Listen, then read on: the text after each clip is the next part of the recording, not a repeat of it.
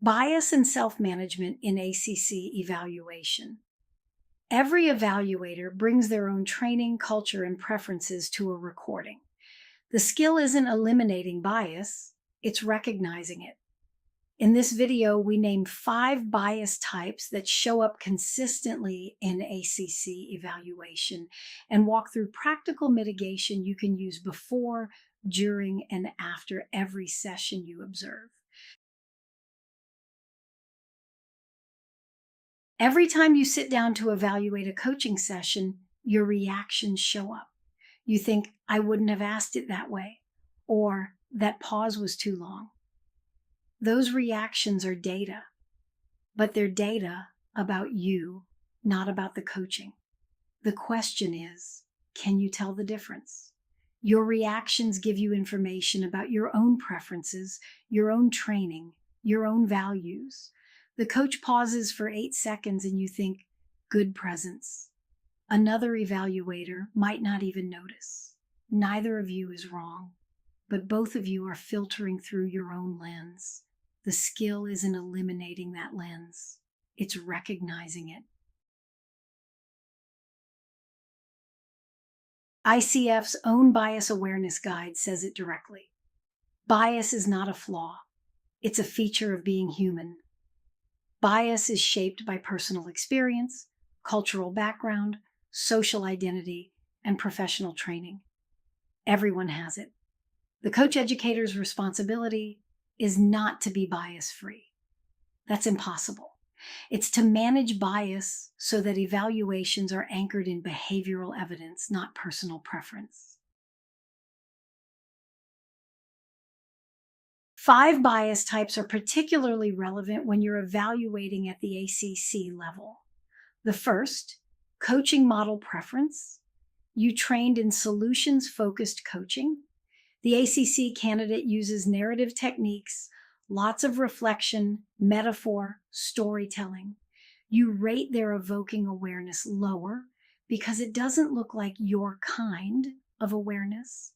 But the MSR says, coach supports the client in viewing the situation from new or different perspectives.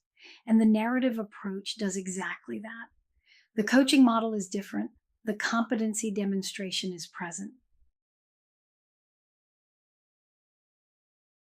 Second, cultural lens.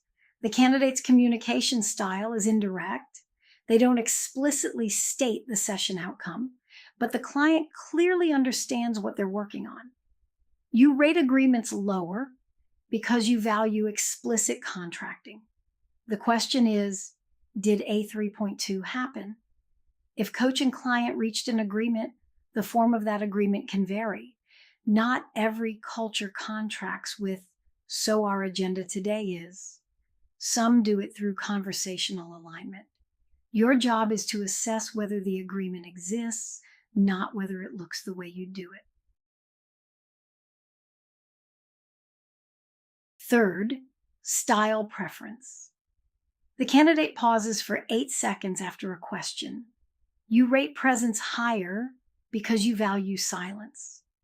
Another evaluator might not wait 8 seconds any differently than 3 seconds. Neither is wrong, but awareness that silence weighs more in your evaluation than in others is important.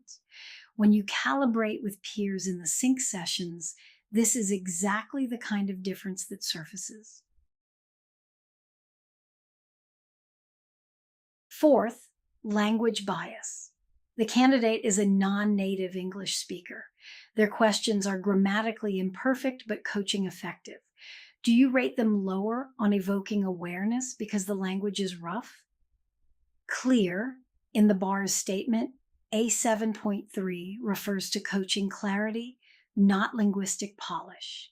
A question can be grammatically awkward and still be a powerful, open, well-targeted coaching question. Separate the language from the coaching. Fifth, anchoring bias. This one is the most common and the hardest to catch. The first 3 minutes of the session are strong, clean contracting, good presence. You form an impression. The rest of the session is inconsistent. but your impression anchors to those first 3 minutes. You rate the whole session higher than the evidence supports. This is why the 2-pass approach matters. The first pass gives you the overall impression.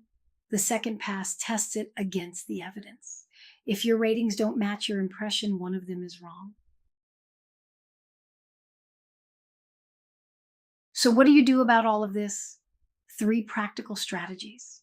Before each evaluation, state your biases to yourself. I know I weight silence heavily. I know I prefer direct communication. I know I anchor to openings.